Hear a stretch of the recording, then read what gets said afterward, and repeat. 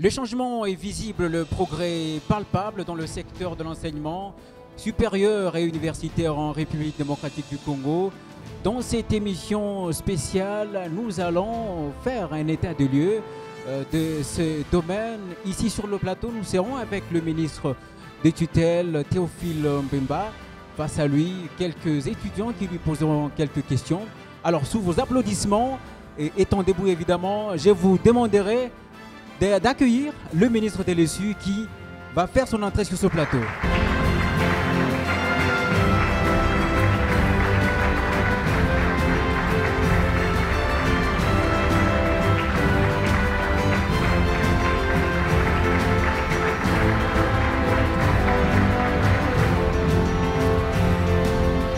Bienvenue, Excellence, et merci d'avoir répondu à l'invitation des étudiants qui aimeraient bien que vous répondiez à quelques questions. Alors, tout à l'heure, je vais demander au coordonnateur de l'association qui a organisé cette émission, les ambassadeurs du savoir, Ange Kumba, va nous rejoindre sur ce plateau, évidemment, sous vos applaudissements. C'est lui qui va nous expliquer ce que c'est cette organisation qui, justement, oriente les étudiants, qui effectivement constitue un espace d'échange scientifique. Ange Kumba, bienvenue sur ce plateau. Les ambassadeurs du savoir, peut-on savoir ce que c'est exactement? Merci pour la parole. Les ambassadeurs du savoir sont une association sans but lucratif qui œuvre dans le secteur de l'enseignement supérieur et universitaire. Cette structure a vu le jour depuis l'année passée, partant d'un constat selon lequel l'étudiant d'aujourd'hui a perdu, si vous voulez, le sens de la référence, le sens des valeurs, du savoir-faire, du savoir-être. Et nous avons estimé qu'il était de bon aloi de réunir ces étudiants, non seulement les étudiants, mais ceux et celles qui sont épris de bon sens, afin de pouvoir apporter la contribution de l'étudiant au processus de requalification du système éducatif congolais et d'améliorer aussi le profil de l'étudiant d'aujourd'hui. Voilà en résumé les objectifs essentiels de cette association. Voilà, merci Ange Kumba, vous pouvez regagner votre place. Excellence, devant vous, il y a des étudiants qui sont venus de l'étranger. Il y aura aussi quelques questions des étudiants de l'intérieur du pays, des provinces. Mais avant tout, j'aimerais que vous nous parliez un peu de ce secteur. On vous vante beaucoup. On dit que vous faites les merveilles dans ce domaine justement de l'enseignement supérieur et universitaire. Peut-on savoir aujourd'hui quel est le bilan que vous-même vous pouvez dresser de votre action déjà? Merci beaucoup. Il vaut mieux que d'autres fassent le bilan du travail que nous faisons. Nous sommes là que pour servir la population. Mais il a plu au président de la République de me porter à la tête de ce ministère depuis le 13 décembre 2014. Et en devenant ministre de l'Enseignement supérieur, l'objectif majeur était d'abord que je travaille pour le redressement du secteur. Parce que vous savez que le président de la République a promulgué une loi, la loi cadre sur l'enseignement national. Et cette loi englobe les principales réformes qui doivent être entreprises pour le redressement du secteur de l'éducation du supérieur. Dans cette loi, il y a plusieurs innovations. Il y a premièrement le fait que le système éducatif congolais, qui a toujours été un système où, après les humanités, les étudiants font le graduat pendant 3 ans, et puis 2 années de licence, du moins de manière classique, excepté la faculté de la médecine, et un certain nombre d'années pour le doctorat, variant de 3 à 5 ans. C'est un système ancien, c'est un système qui a fait ses preuves, mais qu'au bout de compte, après autant d'années de son application, c'est aussi un système qui avait montré ses limites. Et aujourd'hui, la loi nous oblige à arrimer progressivement vers le système LMD, licence, maîtrise, doctorat. Un système où la licence se fera en 3 ans, la maîtrise en 2 ans, et puis 3 à 5 ans pour le doctorat. Est-ce que le pays est prêt? L'arrimage va être progressif. Et nous nous préparons justement pour que, au courant de cette progression, que les conditions soient réunies afin que les systèmes soient d'application. Ce ne sera pas facile, c'est un système qui va nous amener aussi à être considérés par rapport aux standards internationaux, ce qui n'est pas le cas aujourd'hui. Aujourd'hui, lorsque vous suivez les classements des universités dans le monde, eh bien, nous ne sommes pas, en tout cas pas dans le top 100. On n'existe pas. Au niveau de l'Afrique, nous commençons à apparaître aux 150e université.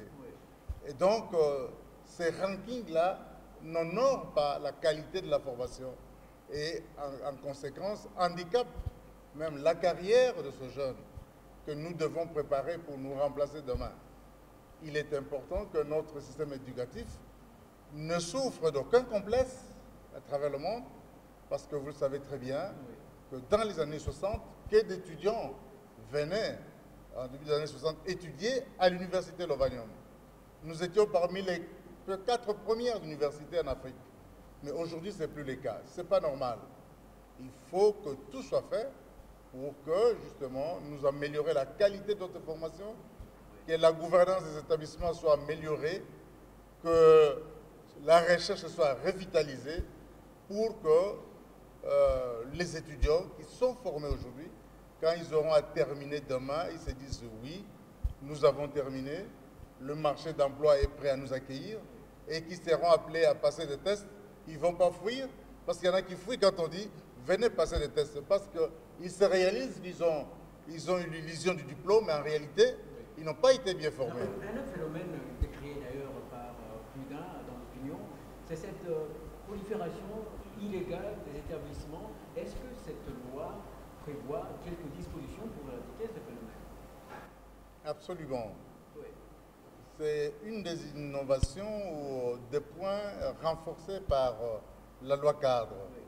C'est des conditions sévères et strictes qui sont fixées pour arriver à accorder un agrément à un établissement d'enseignement supérieur et universitaire.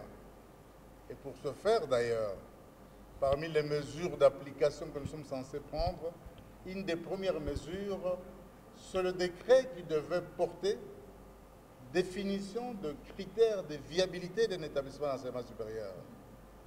Et je vous dis que depuis le 14 décembre 2015, le Premier ministre de la République, Matata Ponyo, a pris un décret, après qu'il a été adopté au niveau du gouvernement, qui fixe les conditions pour qu'un établissement d'enseignement supérieur soit agréé. Et pour preuve, je suis là bientôt 2 ans, je n'ai quasi pas signé un seul arrêté portant reconnaissance ou agrément d'un établissement d'enseignement supérieur. Je pense que ça mérite des applaudissements. Ça, c'est une première. Mais ma question va concerner aussi la vulgarisation de cette loi. Parce que pour que toutes ces mesures-là soient connues, il faut quand même des opérations de communication. Est-ce que c'est prévu? Oui, je vais en arriver là, Oui. mais je veux plus loin. Pour ce qui est des agréments, il faudra que la reconnaissance des établissements d'enseignement supérieur universitaire soit quelque part dépolitisée. Parce que vous savez que beaucoup de ces établissements qui ont été créés, souvent c'est des notables du coin, c'est des hommes politiques. Chaque territoire va avoir son institution, même s'ils n'ont pas réuni les conditions nécessaires, même s'ils n'ont pas de professeurs, ben, tout juste des kidos pour dire qu'ici, institut tel, université telle. Mais quand vous rentrez à l'intérieur, il n'y a rien du tout. Et ceci arrive à cause de pression politique.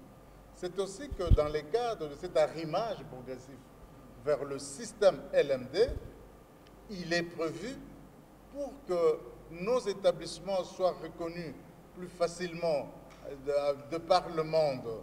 Et pour que la mobilité aussi bien des étudiants et des professeurs puisse se faire aussi facilement, il faut nécessairement que nous arrivions à créer une agence nationale d'assurance qualité. Cet organe sera aussi en connexion avec l'agence internationale d'assurance qualité, de telle sorte qu'une fois reconnu, ce qui veut dire que nos diplômes, ce qui veut dire que la qualité de votre formation des étudiants ne seront plus mises en doute. Alors, vous me demandiez tout à l'heure la communication, la vulgarisation. C'est vrai, c'est un maillon important, mais nous allons certainement dans les mois à venir passer à un niveau supérieur pour informer la communauté universitaire. Parce qu'effectivement, on parle de ce système, mais quand vous allez dans le fond, je parie que je poserai la question au public qui est là, oui. Il ne sera pas facile de nous expliquer ce que c'est que l'EMD. Oui. Quels sont les concepts clés, quels sont les fondamentaux. Donc, il faut que tout ceci soit préparé. Nous avons déjà au niveau du ministère, avec l'appui d'un consultant international, organisé un atelier pour définir les concepts clés, pour définir les fondamentaux qui vont être ramassés dans un recueil qui sera mis à la disposition des établissements d'enseignement supérieur et universitaire. Nous sommes en train de travailler actuellement pour définir les cadres normatifs de cet arrimage progressif au système LMD. Et dès que ce travail est terminé, nous allons lancer une campagne de vulgarisation à travers tous les établissements pour que personne n'en ignore et que les différentes institutions, progressivement, en fonction des conditions qui auront été réunies, en fonction des infrastructures, devront arrimer, c'est-à-dire apprendre à enseigner autrement pour ce qui est des professeurs. C'est ça l'MD. Et quelle est la part de la recherche scientifique? Parce que très souvent, on dit que la RDC est un pays sans chercheurs qualifiés. Bon, il y a des chercheurs. Si vous allez dans le revue scientifique internationale, vous découvrirez qu'il y a des Congolais qui publient. Mais c'est vrai que peut-être que le niveau critique n'est pas encore atteint. D'ailleurs, c'est ce qui explique peut-être aussi que dans les rankings, dont les critères majeurs est d'abord de publication, avant tout autre, c'est ce qui fait que justement, au regard du nombre de publications qui sortent pour l'ensemble de nos institutions, que nos institutions n'arrivent pas à se classer. Mais la loi cadre, justement, à partir de l'article, je crois il y a 5 ou 6 articles, une nouvelle loi cadre est consacrée à la recherche dans les milieux universitaires. Parce que n'oubliez pas que la recherche telle qu'elle est organisée dans notre pays, du point de vue des institutions, aujourd'hui, il y a un ministère de l'enseignement supérieur et universitaire, mais il y a un ministère de la recherche scientifique et technologique. Et c'est au niveau de ce ministère, normalement qu'on est censé appeler le pays, doit pouvoir arrêter, fixer aujourd'hui le cadre légal. Il faut dire que la loi qui organise la recherche dans notre pays aujourd'hui est obsolète, elle est complètement dépassée. Donc il faut qu'on redéfinisse le cadre juridique. Mais entre-temps, vous savez que les instituts supérieurs et les universités sont justement des institutions privilégiées pour la recherche scientifique. Parce qu'à l'université, on y trouve les chercheurs, d'ailleurs le gros des chercheurs, on a des centres de recherche et on y fait de la recherche. Et donc, c'est pour cela qu'au niveau des instituts et des universités, au regard de la loi qui existe et au regard de la vision que le président de la République, Joseph Kabila Kabange, et le premier ministre Matata Ponyo nous imposent aujourd'hui pour le redressement du secteur, nous poussons pour, juste dans ce domaine qui est l'excellence. Je voudrais vous dire que depuis quelques mois, je crois 3-4 mois, nous avons eu à prendre un arrêté portant création d'un prix, les prix Ishango. Le prix Ishango a été créé comme prix d'excellence que nous allons Décerné à qui? Pardon? Décerné à qui? Que nous allons décerner aux excellents, c'est-à-dire aux étudiants qui prient.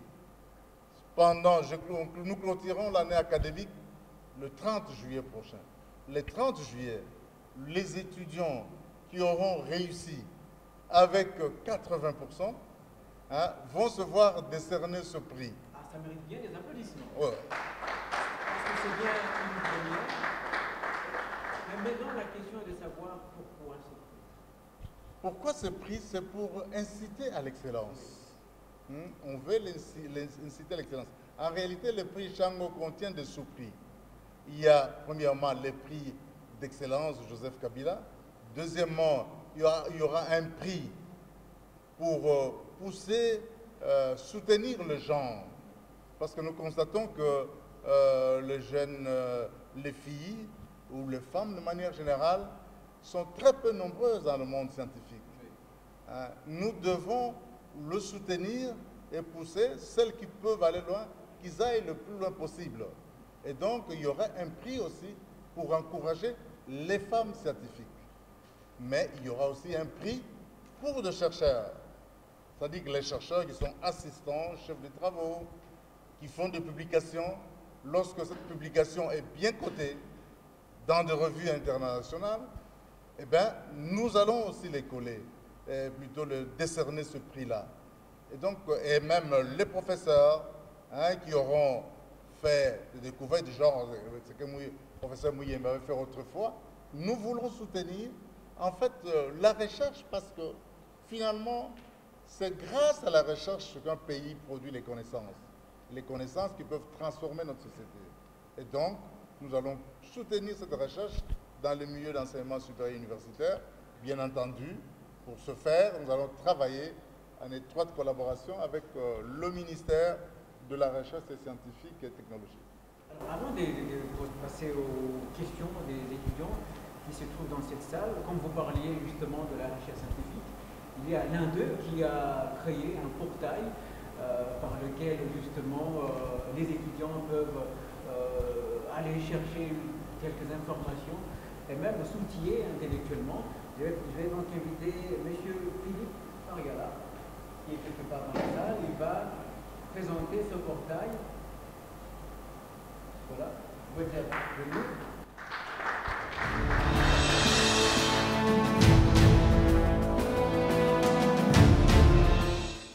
Alors, je vais présenter un portail que nous avons fait pour favoriser ou promouvoir la recherche en quelque sorte. Je disais que le portail, c'est ce que nous l'avons appelé le portail de l'intellectuel et de l'étudiant congolais, ou de l'étudiant et de l'intellectuel congolais. En fait, j'allais juste parler un peu de l'introduction et puis voir un peu l'état actuel par rapport à ce que nous avons remarqué aux ambassadeurs du savoir, montrer un peu le portail et puis juste conclure. Donc, je serai vraiment très bref. Alors, nous sommes conscients que nous sommes à l'ère des nouvelles technologies de l'information et de la communication, avec tout ce qu'il y a comme Internet, les intranets, les e-books et le reste. Et à cette ère où nous sommes, c'est en réalité la mondialisation, comme on nous a déjà mentionné ici. Et dans cette mondialisation-là, il faut savoir recevoir, mais aussi savoir donner. Et ces genres de plateformes, nous sommes en train de nous poser la question de savoir qu'est-ce que nous pouvons donner et qu'est-ce que nous pouvons avoir. Alors, qu'est-ce que nous remarquons dans notre société? Et ça, c'est un des constants que nous avons eu aux ambassadeurs du savoir, c'est qu'il y a une certaine négligence généralisée du savoir dans notre société. Et ça, c'est vraiment l'un des problèmes auxquels les ambassadeurs du savoir s'est attelé à résoudre.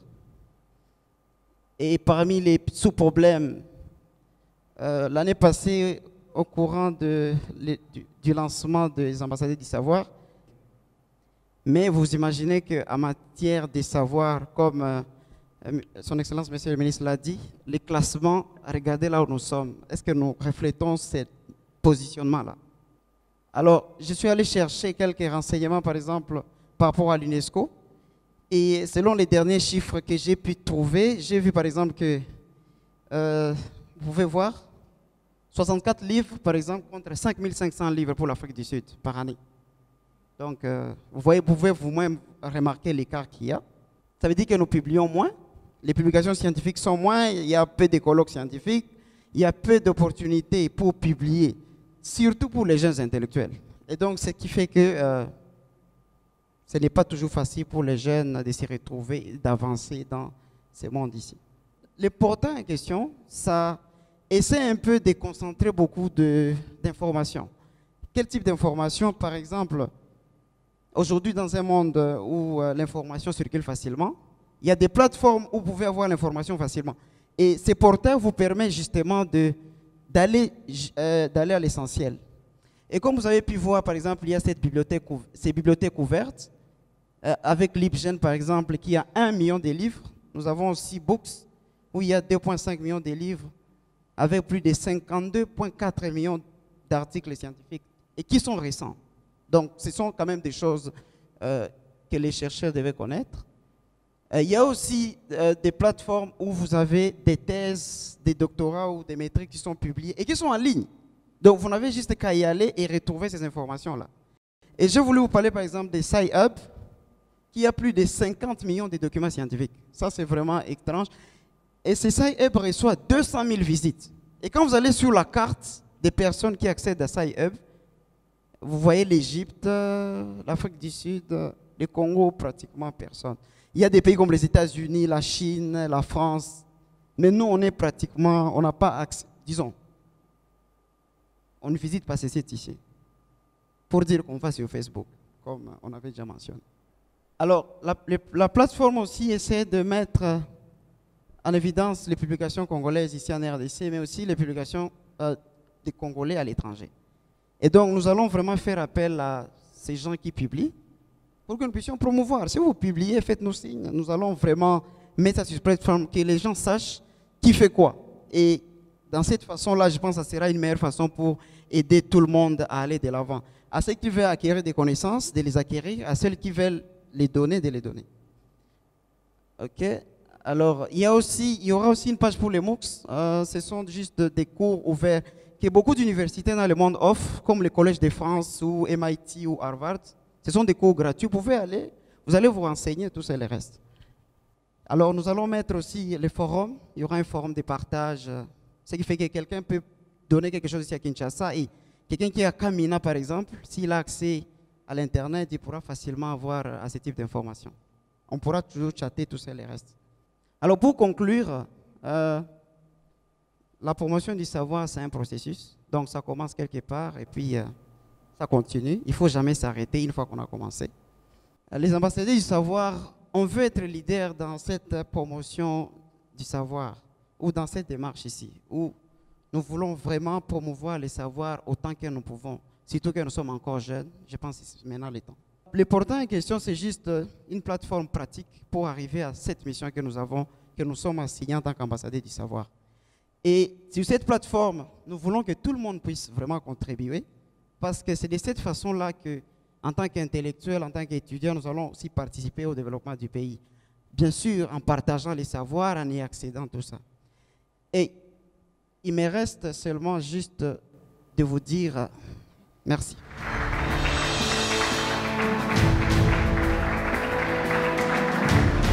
Et donc applaudir encore une fois pour le collègue Philippe Faradja. Nous allons donc inviter le premier intervenant sur ce plateau pour poser sa question au ministre. C'est Laure Bakalay, elle est étudiante à l'UPC. Elle va revenir sur la question de la prolifération des établissements.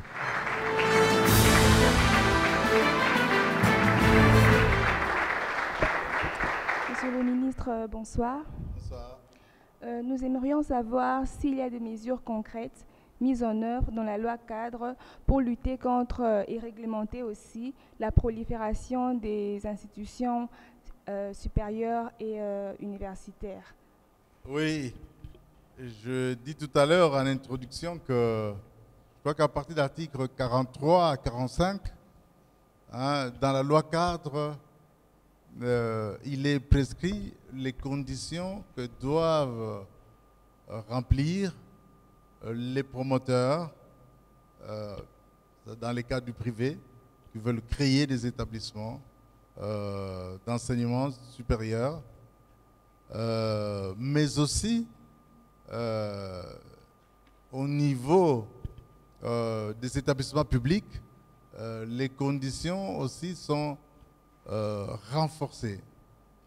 Je vous ai dit que le Premier ministre a pris un décret. C'est une des premières mesures d'application de la loi cadre, hein, pour pouvoir fixer les critères de viabilité. Pour qu'on agrée ou qu'on donne une première autorisation de fonctionnement d'un établissement d'enseignement supérieur, la première chose que nous faisons, c'est de descendre sur le terrain, faire une enquête de viabilité. Et donc, les conditions étaient renforcées, mais il est vrai, il ne suffit pas que le décret ou la loi soit là, mais il faut aussi que dans l'application, les choses suivent. Vous savez, on en est arrivé aujourd'hui à une prolifération, en fait, parce qu'à un moment donné, il faut dire qu'il y avait des difficultés réelles.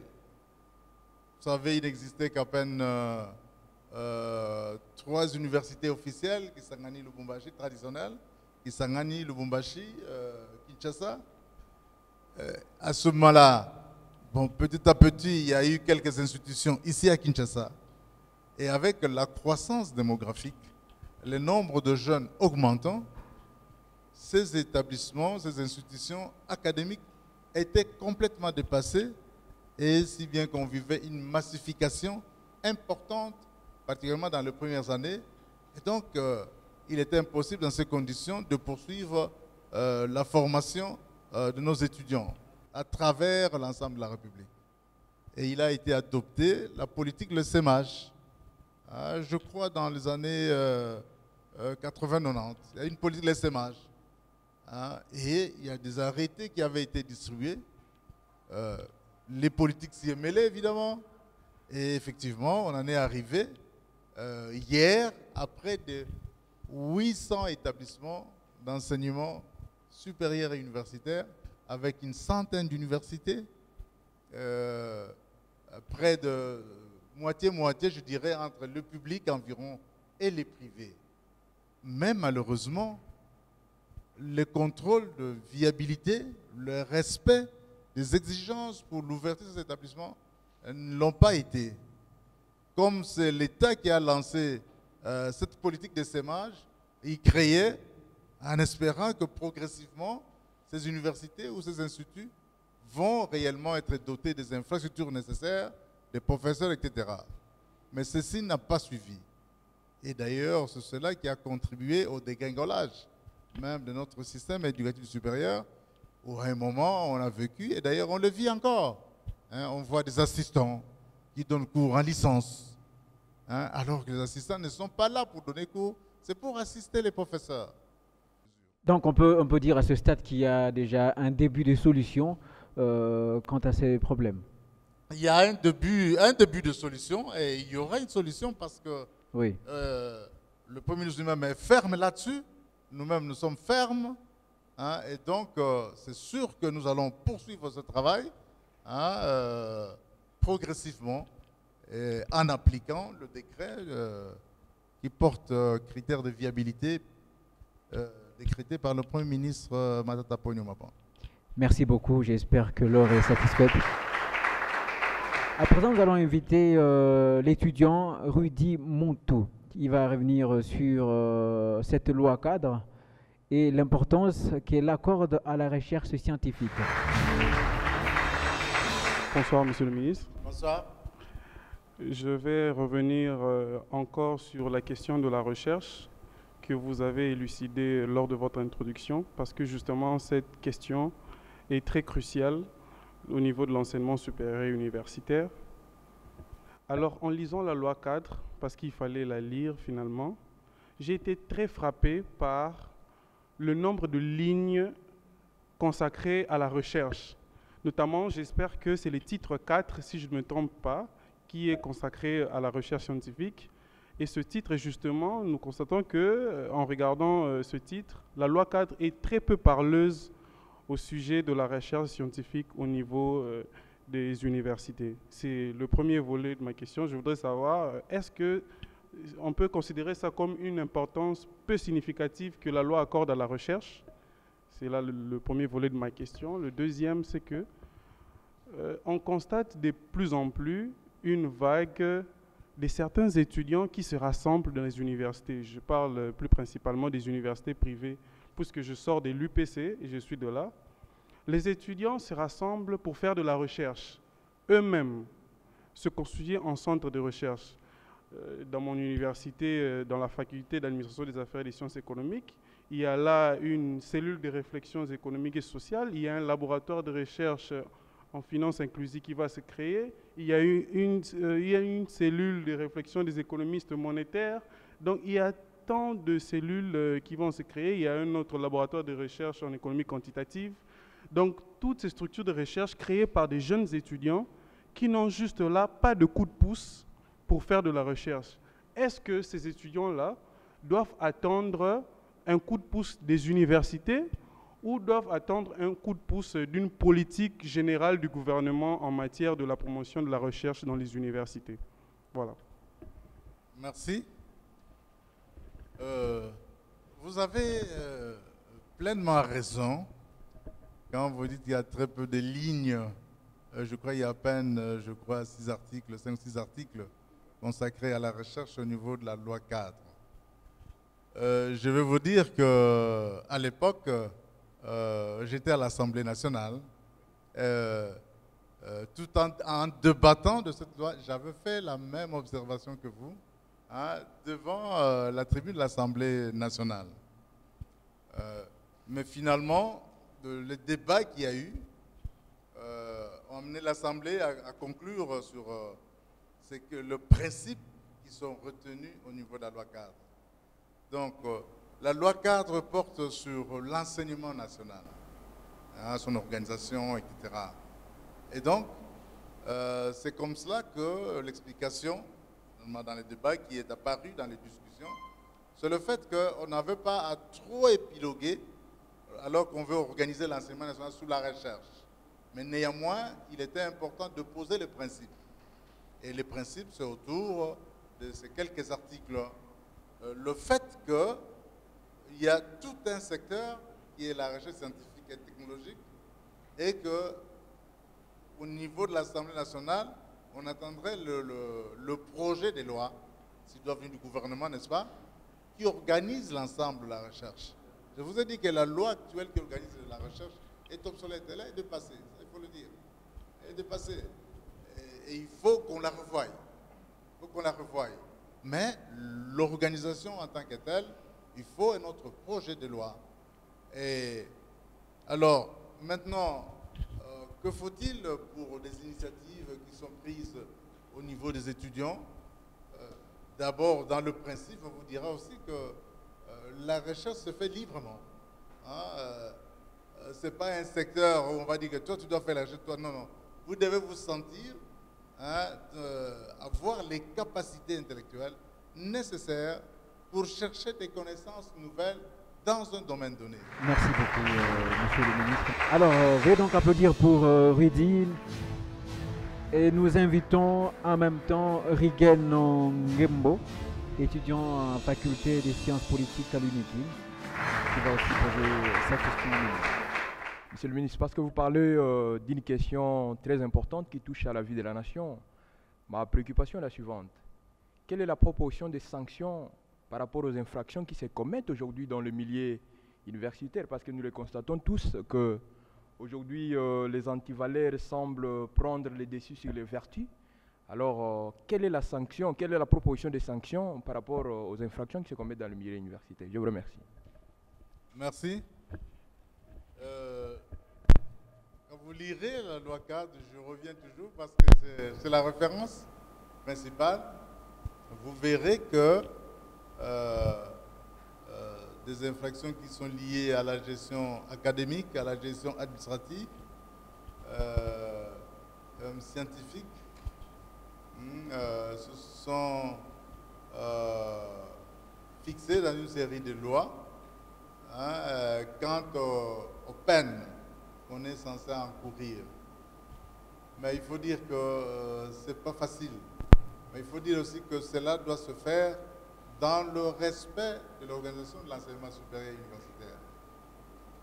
Je dis toujours le ministère de tutelle. Le ministère de tutelle, il est la tutelle, elle coordonne, elle régule, il les régule plutôt, il coordonne les secteurs.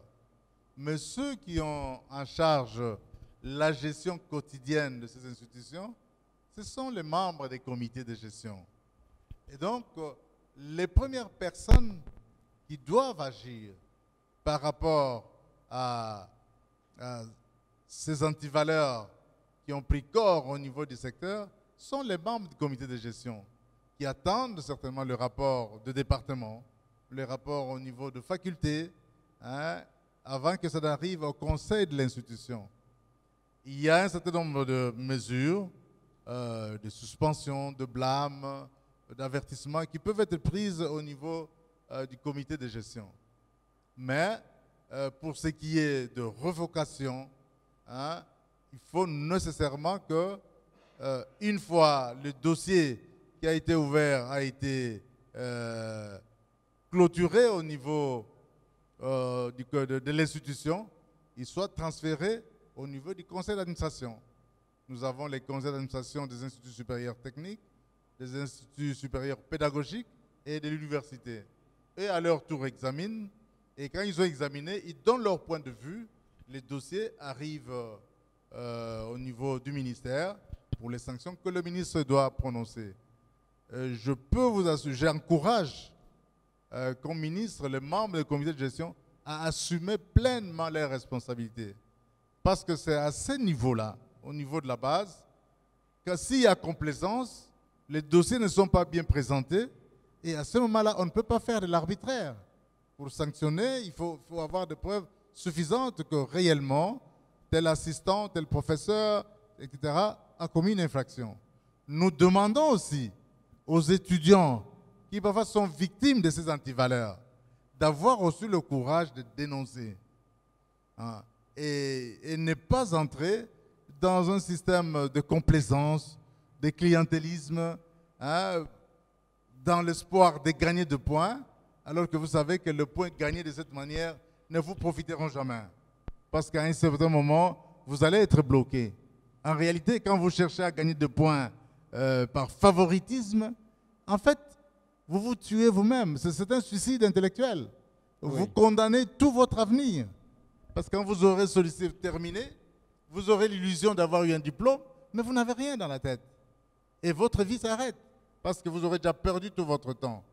Et donc, il faut aussi que les étudiants apprennent à dénoncer. Mais vous savez, ceux qui ont suivi notre action au niveau de l'enseignement supérieur savent que nous avons revoqué, hein, plusieurs responsables des établissements d'enseignement supérieur universitaire. Nous avons même revoqué des assistants, hein, sur base des dossiers qui nous étaient présentés. Et donc, nous continuons sur cette ligne. Certainement, dans le mois qui viennent, nous ferons encore une évaluation et il y en a qui vont être sanctionnés. J'ai garanti les membres du comité de gestion que s'ils vont dans cette direction-là, ils seront avec moi. Mais ceux qui feront de la complaisance, ils doivent savoir que aussi cette fois-là, le marteau risque d'être tapé sur leur tête. Merci beaucoup, Monsieur le ministre. Merci à vous, Riguen. Rapidement, nous allons inviter Gloire Sigaretti. Il est étudiant à l'ISPT qui va poser sa question liée toujours aux mesures pour vulgariser cette loi. Excellence, Monsieur le ministre, bonsoir. Bonsoir. Merci beaucoup. Nous avons deux petites questions. La première concerne la vulgarisation de cette loi cadre auprès des étudiants. Nous voulons vérifier ou savoir auprès de vous quelles sont les dispositions prises pour vulgariser cette loi auprès des étudiants.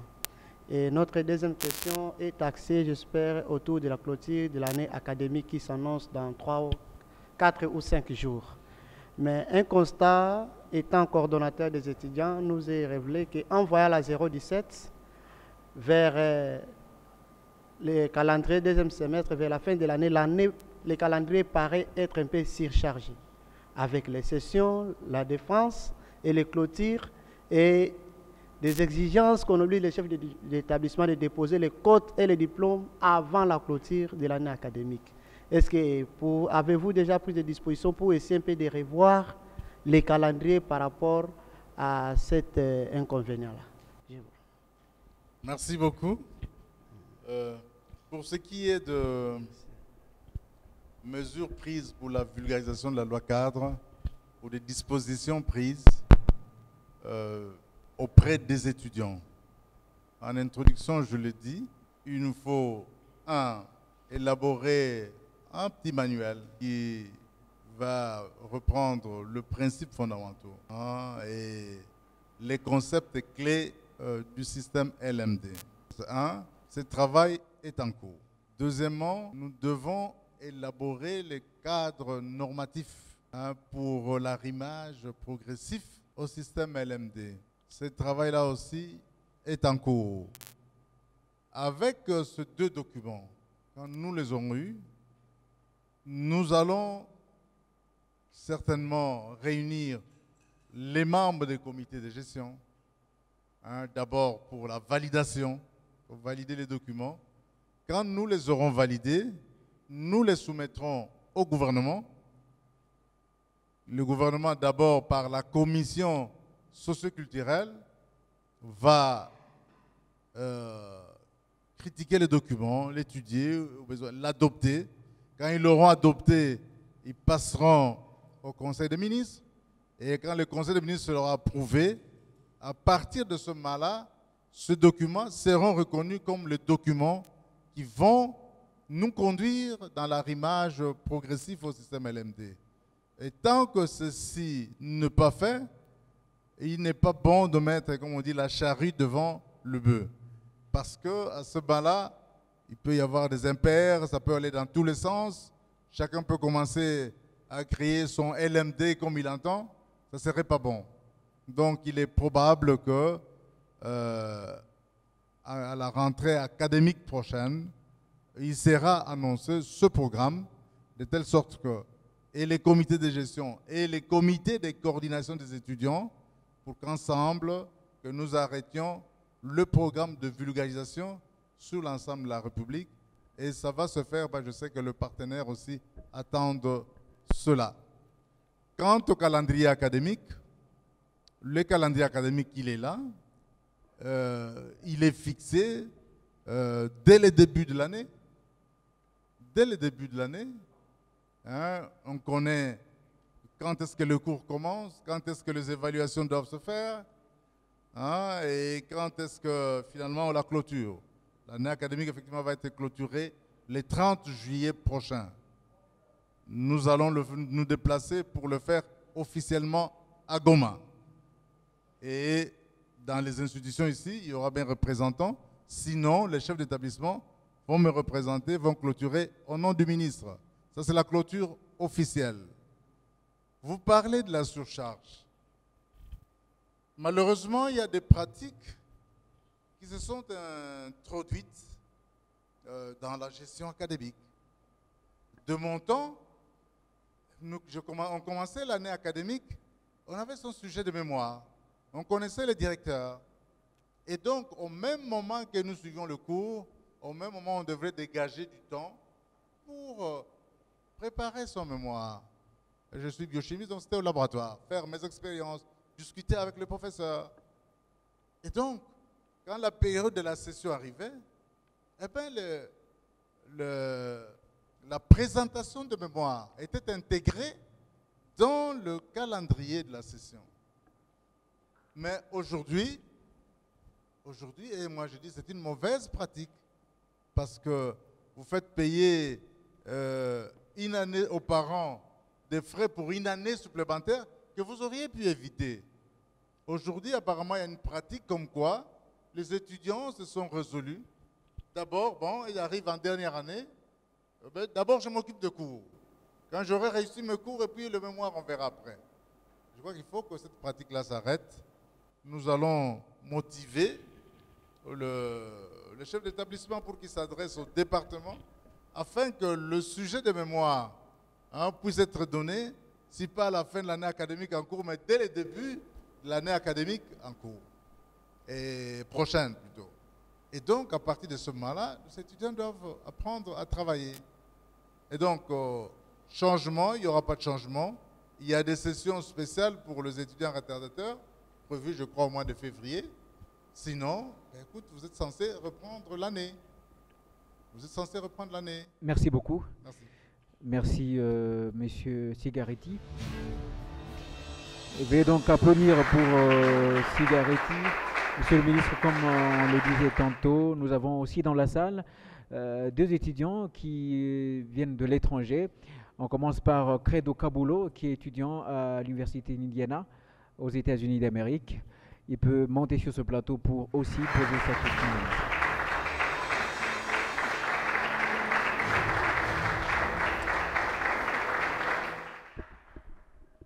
Bonsoir Monsieur le Ministre. Bonsoir. Ma question d'aujourd'hui se base sur une simple constatation. En effet, nous remarquons que les universités étrangères, notamment américaines, accordent plus de temps à l'étudiant pour rechercher, pour faire des recherches personnelles et scientifiques, alors qu'ici, j'ai rencontré plusieurs étudiants qui me disent que leur temps voué à la recherche sont assez écrasés par leurs horaires de cours qui sont un peu assez intensifs. Donc je voudrais savoir quels sont les mécanismes mis en place par le gouvernement à travers les dirigeants universitaires pour résoudre ce problème, pour rendre un peu les horaires un peu plus flexibles pour les étudiants. Merci beaucoup. C'est une bonne question. Il est vrai que une certaine opinion a toujours critiqué le fait que dans notre système éducatif, finalement, les étudiants sont vraiment inondés des enseignements. Même peut-être pour des filières qui n'auraient pas besoin par rapport à leur chemin académique. Et qu'effectivement, cela surcharge les étudiants. Vous évoquez effectivement le temps que le professeur doit consacrer aux étudiants, ça aussi c'est vrai. Ce n'est pas... Le système est différent de pays anglophones, effectivement, où les professeurs doivent consacrer un certain temps à ces étudiants, à les suivre, à conseiller. Et ceci rejoint en fait les rôles de professeur, notre mission. Parce qu'on n'est pas professeur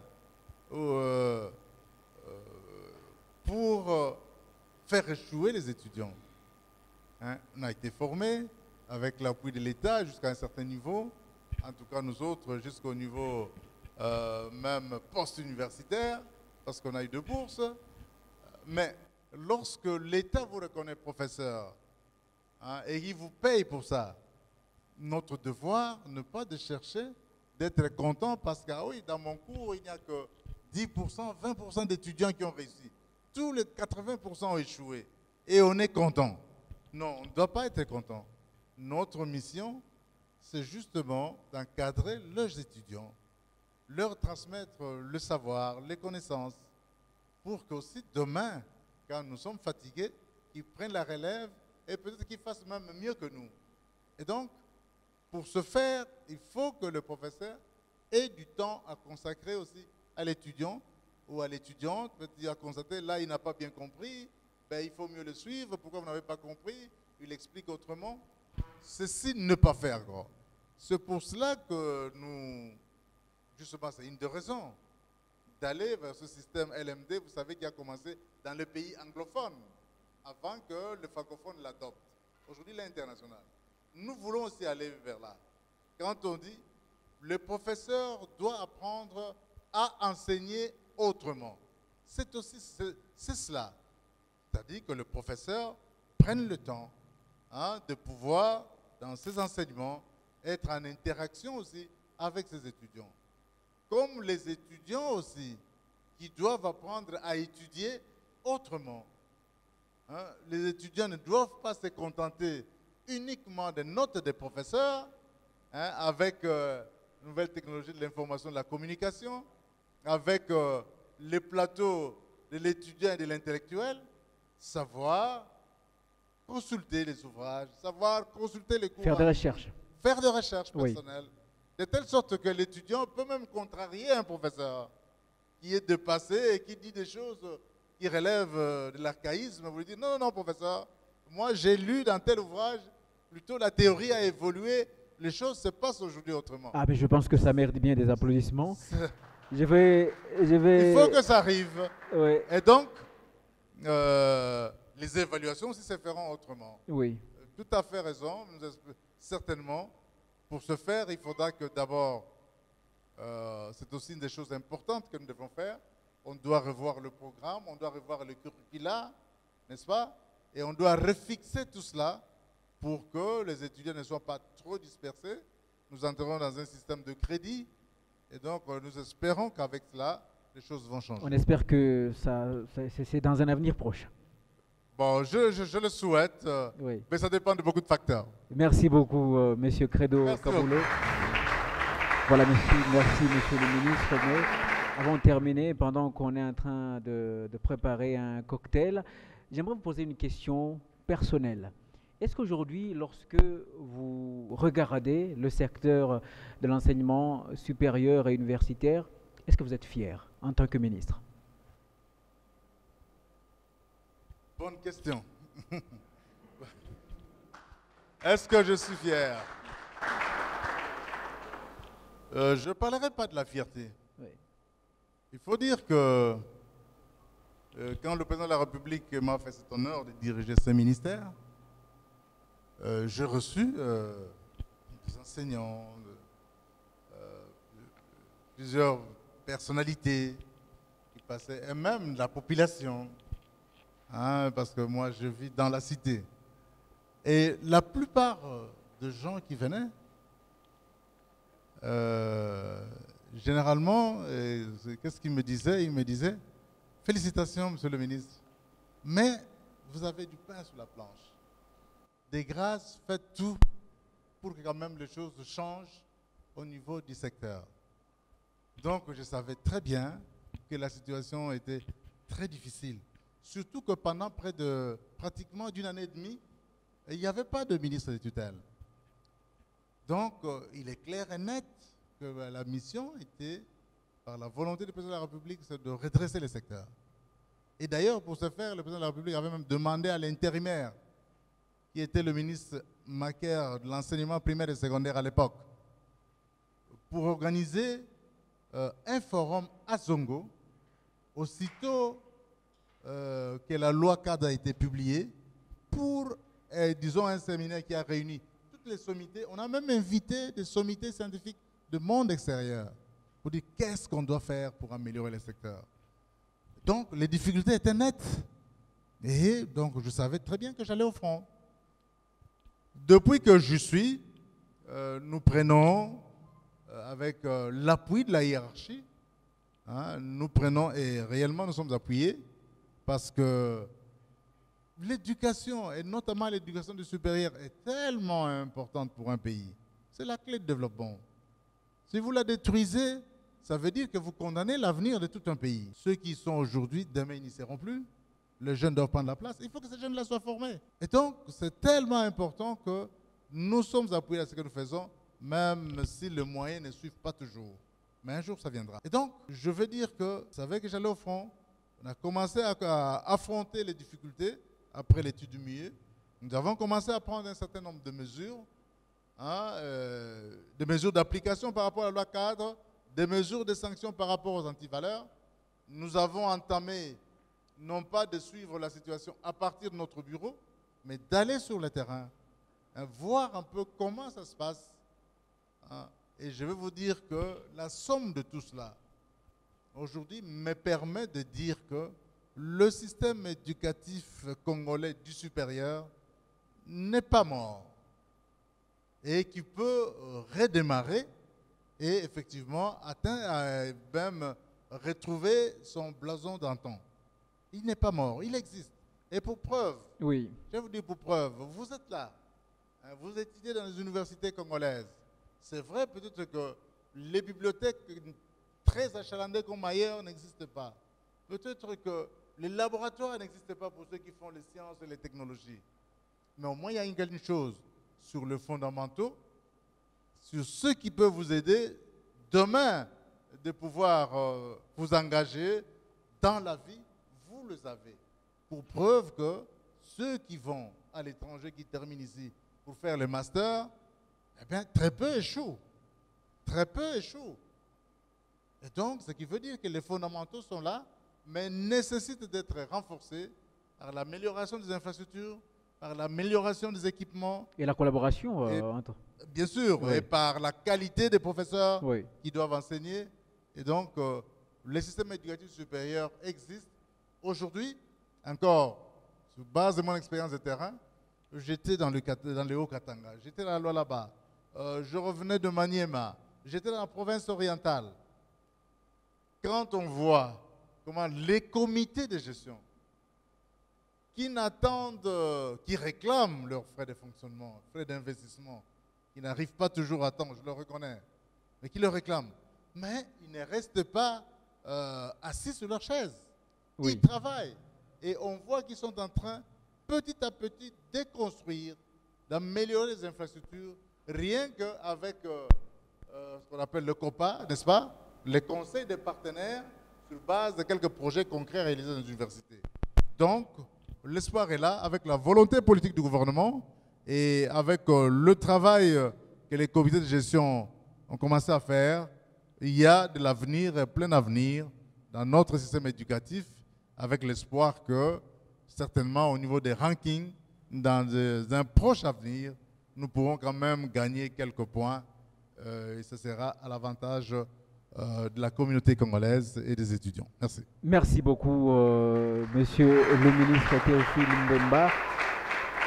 Nous constatons que vous ne ménagez aucun effort pour élever le niveau d'enseignement en République démocratique du Congo. Ainsi prend fin cette émission. Merci de l'avoir suivi et de rester fidèle à nos programmes.